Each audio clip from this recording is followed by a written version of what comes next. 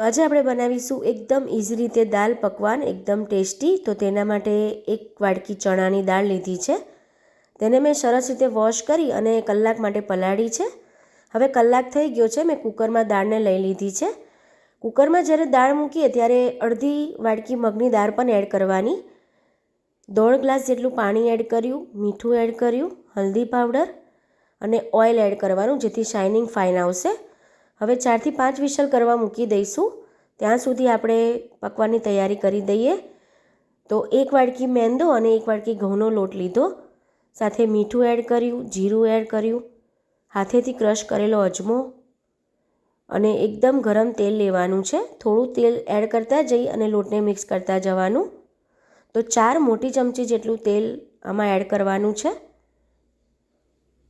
અને મુઠ્ઠી પડતું જ મોવણ આપણે એડ કરવાનું। તમારે વધારે જરૂર પડે તો તમારે વધારે એડ કરવાનું તેલને। તો મુઠ્ઠી પડતું મોવણ હશે ને તો જ પકવાન ક્રિસ્પી અને એકદમ ખાવામાં સોફ્ટ બનશે। તો આવી રીતે મુઠ્ઠી પડતું મોવણ રાખવાનું। થોડું થોડું પાણી એડ કરતા જઈ અને લોટને બાંધતા જઈશું આપણે। તો એક સામટું પાણી એડ કરશો ને તો લોટ તમારો ઢીલો થઈ જશે।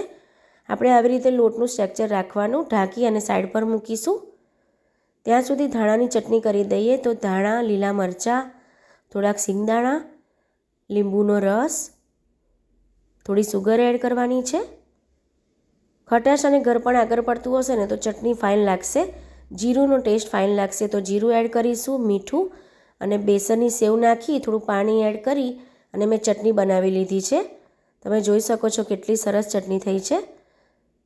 પાણી પણ બિલકુલ રિલીઝ નથી થતું। હવે સાઈડ પર મૂકી દઈએ।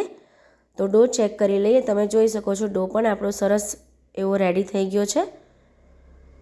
હવે તમારે પકવાનની સાઇઝ એટલે કે પૂરીની સાઇઝ રાખવી હોય એ પ્રમાણે તમારે આવી રીતે ગુલ્લા કરવાના। હું મીડિયમ સાઇઝની કરીશ। તો બહુ જાડી નહીં અને બહુ પાતળી નહીં, એવી રીતે આપણે પૂરી વણવાની। તો બહાર તો પકવાન મેંદાના લોટની બનતી હોય છે, પણ આપણે થોડી હેલ્ધી કરવા ઘઉંનો લોટ એડ કર્યો છે। ફોકથી આપણે કાણા પાડી લઈશું જેથી આપણી પૂરી ફૂલી ના જાય।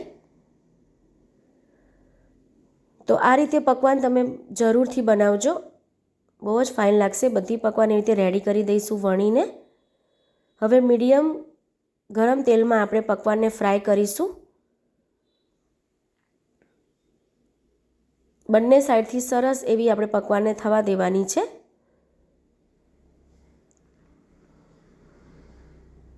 તો દાળ પણ એકલી ચણાની દાળ હોય છે। જ્યારે દાલ પકવાનની દાળ બનાવીએ ત્યારે ચણાની એકલી જ દાળ હોય છે, પણ એમાં જ્યારે મગની દાળ એડ કરશો ને તો એનો ટેસ્ટ એકદમ સરસ આવશે।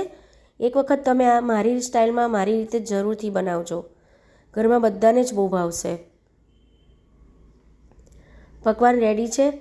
તમે જોઈ શકો છો હું તોડું છું ને તરત તૂટી જાય છે। ખાવામાં ક્રિસ્પી અને સોફ્ટ એકદમ સરસ એવી રેડી છે પકવાન।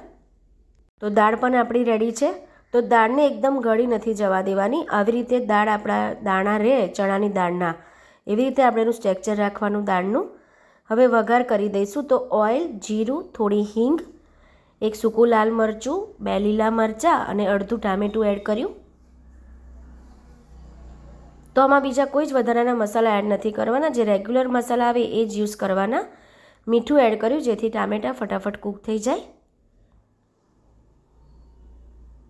હલ્દી પાવડર એડ કરીશું, થોડુંક જ એવું લાલ મરચું, ધાણા જીરું અને ગરમ મસાલો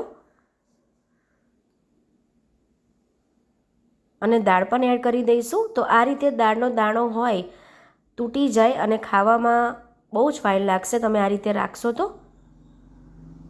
તો દાળ આપણી કમ્પ્લીટ ચડી જવી જોઈએ। તમારે જો ટાઈમ હોય તો તમારે 3 થી 4 કલાક પલાળી રાખવાની, નહીંતર કલાક ગરમ પાણીમાં પલાળી રાખશો તો પણ દાળ સરસ એવી થઈ જશે। તો મીઠું અને લીંબુ એડ કરીશું, સાથે ધાણા એડ કરીશું। તમે લુક્સમાં જોઈ શકો છો કેટલી ફાઇન લાગે છે આપણી દાલ પકવાનની દાલ। તો મારી રીતે એક વખત આ રીતે જરૂરથી દાલ પકવાન બનાવજો ફ્રેન્ડ્સ। તો ઓઇલમાં મેં મરચું અને થોડુંક જીરું એડ કર્યું છે અને તરત મેં દાળમાં એડ કરી દીધો છે વઘાર। હવે પકવાન આપણી રેડી છે, દાલ પકવાન તમે જોઈ શકો છો ધાણાની ચટણી, ડુંગળી અને ગળી ચટણી સાથે। હવે પકવાનને 2 રીતે સર્વ કરવામાં આવે છે। એક તો આ રીતે તમે દાળમાં બોળી અને ખાઈ શકો છો, હવે બીજી આ રીતે તમે ટુકડા કરી અને ચટણી ઉપર રેડી અને પણ ખાઈ શકો છો. દાલ એડ કરીશું. ગળી ચટણી એડ કરવાની છે. સાથે ધાણાની ચટણી એડ કરીશું. સાથે ડુંગળી એડ કરવાની છે. સાથે ઝીણી સેવ એડ કરીશું, જેનાથી બહુ ફાઇન ટેસ્ટ આવશે. તો આ રીતે પણ સર્વ કરવામાં આવે છે. તો thank you friends, thank you so much.